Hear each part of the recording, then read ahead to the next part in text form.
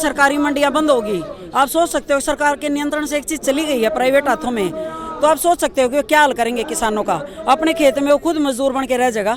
हमारी अपनी जमीनें हैं, हम कैसे दूसरे के हाथ में दे देंगे। तो गए हैं सड़कों पे खड़े हैं लोग, इससे अच्छे दिन और क्या आएंगे। इससे अच्छा दिन नहीं आ सकता कि एक किसान ऐसा था जो बेमतलब में किसी के लफड़े में पड़ता नहीं, उसकी आदत नहीं होती, शरीफ आदमी हो बेचारा, अपना बोल अपना खेती करा अपना कर, उसको नहीं होता। लेकिन मजबूर हो के अगर आज वो सड़कों पे सो रहे हैं लोग, तो सोच सकते हैं आपकी कितना मजबूर होगा वो। अच्छे दिन तो आ चुके। ऐसा है लगता नहीं, बाकी देखते हैं, डटे हैं, जो भी होगा कुछ ना कुछ तो लेके जाएंगे, ऐसे तो नहीं।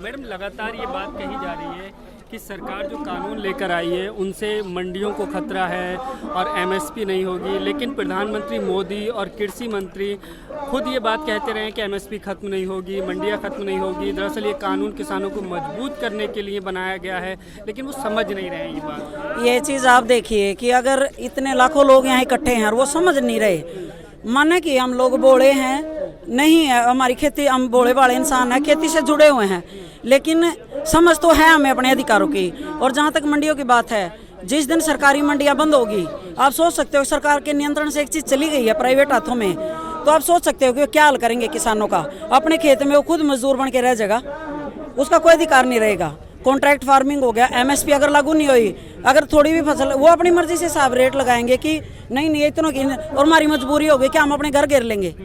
और ये कह रहे हैं कि स्टोर करो, स्टॉक कहाँ करेगा? जिस आदमी के पास दो कमरे हैं, 2 किले का मालिक है, वो कहाँ स्टोर करेगा? उसके पास जगह ही नहीं स्टोर करने की। आप कैसे कह रहे हो स्टोर करेगा? कहाँ स्टोर करेगा? वो उसके खुद रहने के लिए जगह नहीं है उसके पास। कह रहे हैं किसान कहीं भी जो है अपना फसल बेच सकता वो पहले भी था, है, स्टेट में पहले भी ये अधिकार था कि आप कहीं भी अपनी फसल बेच सकते हो, कहीं भी, वो मर्जी होती थी आपकी।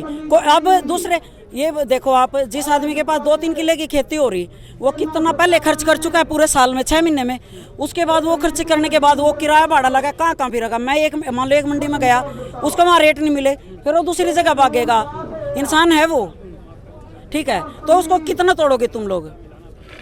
नहीं है, किसानों के हक में बिल्कुल भी नहीं है कानून। लगातार वार्ता भी की जा रही है सरकार की तरफ से, लेकिन ऐसा नहीं लग रहा है कि वो कानून वापस लेंगे। संशोधन हो सकता है, संशोधन हो सकता है, कम से कम एमएसपी लागू हो, कुछ चीजें तो किसानों की भी मानी जाए। नहीं वापस होता, ये तो इनकी है ही कि जो चीज अड़ियल रवैया है वो रहेगा, लेकिन कुछ तो हो कि ये कुछ चीज इनकी भी, हमारी भी तो माने कि बैठे हैं अपने के लिए बैठे हैं, हमारी अपनी जमीनें हैं, हम कैसे दूसरे के हाथ में दे देंगे।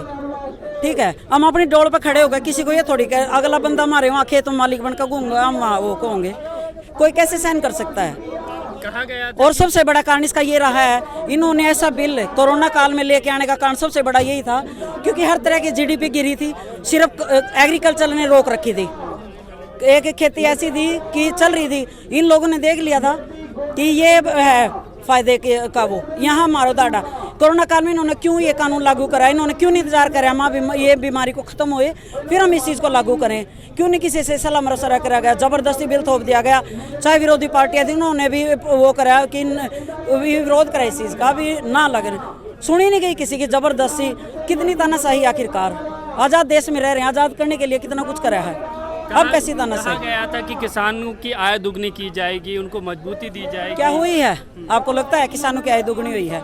मैं भी किसान की बेटी हूँ, मेरे को पता है कितनी आय दुगनी हुई है। फसलों के रेट कहाँ थे और कहाँ आए हैं? ऐसे नहीं गए, ऐसे आए हैं। कौन कह रहा है दुगनी हुई है? किसी चीज़ का रेशो तो निकालो आपकी, वहाँ दुगनी हुई है, कहीं भी नहीं हुई। कहा गया था अच्छे दिन आएंगे किसानों के, आ तो गए हैं, सड़कों पे खड़े हैं लोग, इससे अच्छे दिन और क्या आएंगे?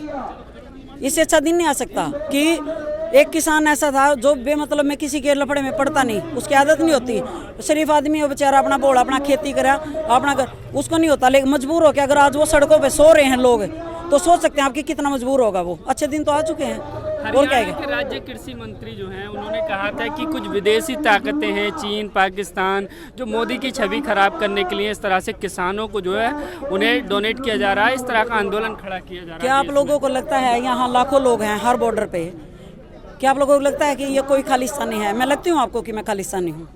हम एक आम घर से मिडिल क्लास लोग हैं, गरीब भी हैं। कौन हमें कह देगा? कौन हमें फंडिंग कर रहा है? कुछ भी नहीं कर रहा है, अपने के लिए लड़ रहा है हर बंदा। कुछ भी अब इस चीज़ का बॉन्डर आप बनाओगे, वहाँ कनाडा से हो रहा है या वहाँ से हो रहा है, इन चीज़ों का कोई मतलब नहीं होता। कहने को तो कुछ भी कह सकते हैं, लेकिन एक सच्चाई की लड़ाई लड़ रहे हैं। हर बंदा, चाहे कोई जो भी करे, चाहे कुछ भी, वो पीछे से बोल रहा है, चाहे आगे ना बोले, लेकिन पता है कि गलत है, लेकिन सामने बोलने की हिम्मत नहीं हो रही है, क्योंकि तानाशाही, और तानाशाही तो नहीं रहती जाती। अभिनेत्री कंगना रनावत का एक बयान आया था, आपने पढ़ा होगा शायद, उनका ट्वीट कह रही है कि 100 रुपए वाले अब लोग यहाँ। हाँ, मैं उस बात का जरूर जवाब देना चाहूँगी कि वो औरत जो खुद, उनके तन पे कपड़े नहीं होते, खुद वो नंगे नाच करती हैं, एक रिस्पेक्टेड बुजुर्ग को कह रही है कि वो 100 रुपये में बिकती है, बिकाऊ नहीं है, और जो वो मुस्लिम महिला, उसके बारे में उसकी हिम्मत कैसे होगी बोलने की कि वो 100 रुपये में अवेलेबल है? क्या वो 100 रुपये में अवेलेबल थी? तुम्हारी औकात क्या है जब तुम अच्छा नहीं बोल सकते, किसी के लिए बुरा बोलने का तुम्हें अधिकार नहीं है। और इस चीज़ की मैं आपके चैनल के माध्यम से ये करूँगी कि तुरंत प्रभाव से माफ़ी मांगे, उनसे भी और उनसे भी, क्योंकि बिना बात का जब तुम एक चीज़ के बारे में सही नहीं बोल सकते तो गलत बोलने का भी तुम्हें अधिकार नहीं है। तुम फिर अपना जो तुम्हारा फील्ड है वही नाचो कूदो, बस वही है तुम्हारा। तो जो चीज़ तुम्हें समझ में नहीं आती उसमें तुम इंटरफेयर मत करो बिल्कुल भी। लगातार इससे पहले भी कंगना रनावत बयान देती रही है किसानों के आंदोलन को लेकर के। क्या लगता है कि सरकार की भाषा की तरह उनकी भाषा शैली है? वो तो हर बंदा देख सकता है कि उनकी भाषा क्या है, कहाँ वो बोल रही हैं, ये हर बंदे को पता है कि क्या बोल रही हैं वो। जब वो ट्वीट, हर बेतुकी चीज़ पे उनको ट्वीट करना होता है, चलो अपनी राजनीति वहाँ तक रखती, महाराष्ट्र तक, यहाँ घुसने क्या जरूरत थी? उनका मतलब ही नहीं था कुछ, बिल्कुल भी जरूरत नहीं थी। एक बंदा सड़क पे सो रहा है, उसने आके देखा, क्या मदद करी, और ऊपर से बकवासबाजी करके एक बुजुर्ग और की बेइज्जती कर रही है, दो की कर रही है, उसका नाम लेके उसको भी कर रही है और उसको भी कर रही है। और ऊपर से जब दिलजीत ने उसके ऊपर डाला है कि ऐसा आपने, उसके साथ भी बड़ा करी है गलत। हम जो ये भी नहीं कह सकते कि आप लोग गलत कह रहे हो। ये क्या देश है? क्या लगता है सरकार इस कानून को लेकर के बैकफुट पर आएगी? लगातार वार्ता तो की जा रही है लेकिन ऐसा नहीं लग रहा। ऐसा है, लगता नहीं, बाकी देखते हैं, डटे हैं, जो भी होगा कुछ ना कुछ तो लेके जाएंगे, ऐसे तो नहीं। कब तक चलेगा ऐसे? कुछ नहीं कह सकते, देखते हैं, बैठे हैं। चलिए, बहुत बहुत शुक्रिया। Thank you.